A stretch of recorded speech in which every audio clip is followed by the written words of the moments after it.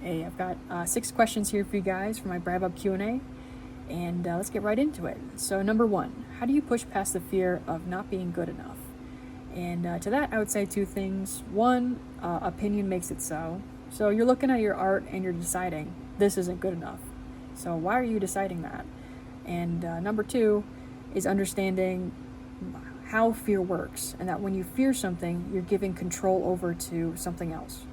So are you afraid of your techniques not being good enough, and do you need to work on sharpening your skills?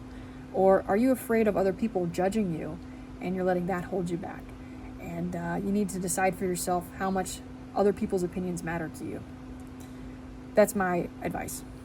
Number 2, were you expecting the response to Bribob?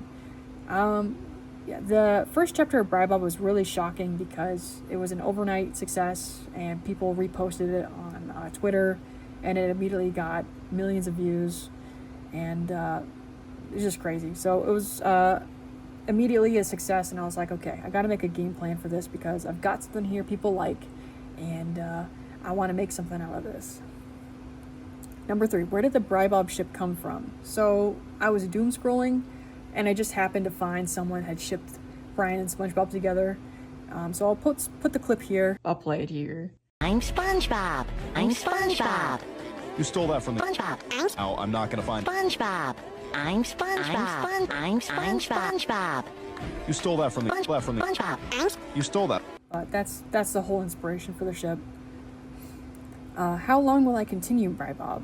So I'm gonna continue it for however long I feel inspired to make it. I have so much fun with the fandoms and interacting with all these media that I like still. So for now, I really like it. But if I wake up tomorrow and I'm like, I just don't feel that bug anymore, then I'll pivot. I think that my audience will feel it if I'm not feeling it. So number 5, how do I come up with different storylines for Bribob? So storylines come from a couple different places. Sometimes I just want to explore concepts that were somewhat shown in shows and comics, and I just want to explore it just in more detail. So for example, in chapter 277 of Bribob, I play around with the concept of diamond dreams with Steven, because in the show he has just a couple of them, and he has fully resurfacing memories from Pink Diamond. And a huge part, if you've watched Steven Universe, a huge part of the show is tackling that he's not his mom, he's his own person, and that Rose is gone, right? And the Diamond Dreams kind of poke a hole in that, because how is she fully gone, but her memories are still alive? So in my chapter, I wanted to play around with like, okay, he gets more Diamond Dreams, and even more of them. So much so to the point that he has more memories from Pink and Rose than he does from being a human, and it destabilizes his sense of self. And sometimes I just love the media or like pop culture so much that I just want to draw it more and just make fan fiction. So like, for example, I just loved the world of Berserk and Guts' character, so I was just like, man, I just really want to draw Guts a lot. So then that's the whole inspiration why I added Guts and Bribob. And then a lot of Bribob has to deal with very personal parts of myself. So sometimes like certain traumas or something that I'll explore in Bribob. And I don't really know how to talk about it very openly, but I'll talk about chapter 277. So in this chapter with the Diamond Dreams,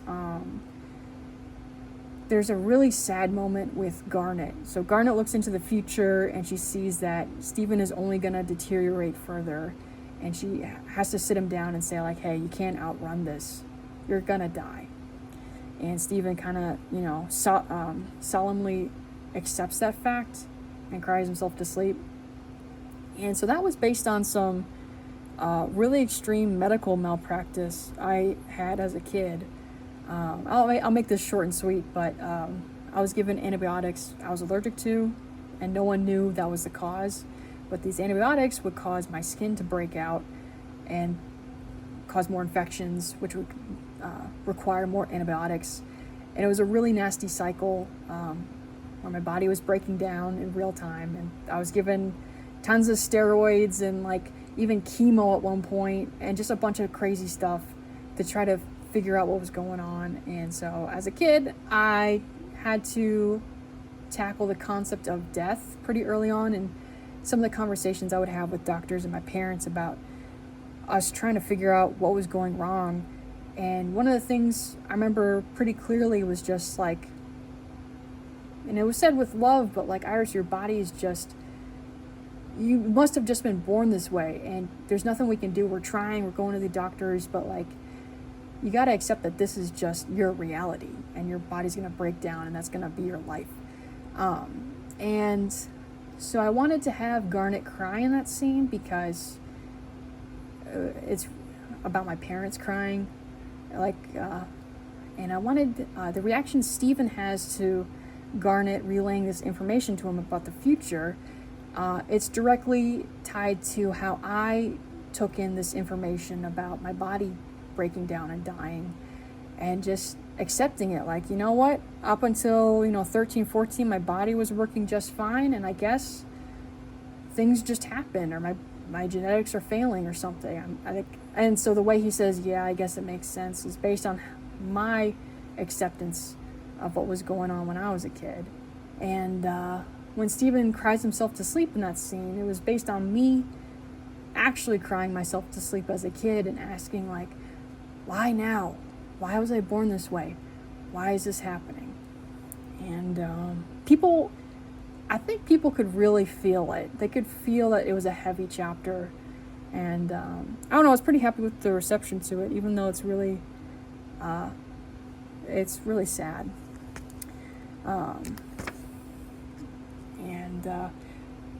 Number 6, are there, going from that to this, are there any ships you want to incorporate but haven't into Bribob? And 3 years into this comic, I've explored basically all of the media that I ever consumed as a kid and wanted to explore, and I've explored basically all of the media as an adult I've liked and wanted to explore. And even with the latest chapter 278 of Bribob, like, I just watched the movie Obsession, which came out recently, and I just immediately incorporated it into Bribob. I was like, there's a cutaway gag with Brian and SpongeBob about it. So for the most part, until I just watch new things, which one thing that's kind of funny is the only downside to Bribob is that I've had to ingest and memorize so much media from all of the main parts of Bribob, like all of Steven Universe and all of South Park and Berserk and I don't know, like all of these like really lore intense, well, not South Park, kind of South Park, like really lore intense things that require a lot of brain power to keep in my head. It makes me not want to watch new things as much. So I don't really watch any new TV shows or like even read that many comics these days. So I don't know. I think that'll tie in though, like to when Bribob ends, is because I just don't like ingest new media anymore. I just feel burned out of it. So once these old series that I like drawing for now, like Berserk and Steven Universe and stuff, like once that fades, unless I watch new stuff, I can just see there being a long period where Bribob goes into a hibernation while I have to synthesize new data to formulate into fan fiction. But yeah, I hope these questions helped you out. And I will say that the question number 1, how do you push past the fear of not being good enough?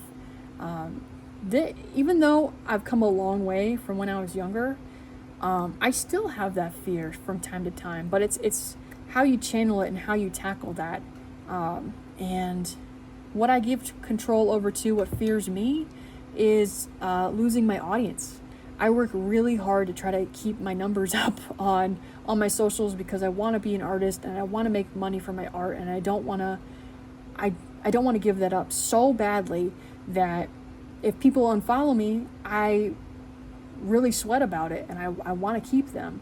So I change my art to try to keep people engaged. So that's like, I'm not like a, what's the word? I still have fears. I still have that fear in me, and I'm not above it, I guess. I don't know. Thank you so much for the questions, and if you have any more, I love making these Q&As, and thanks for watching.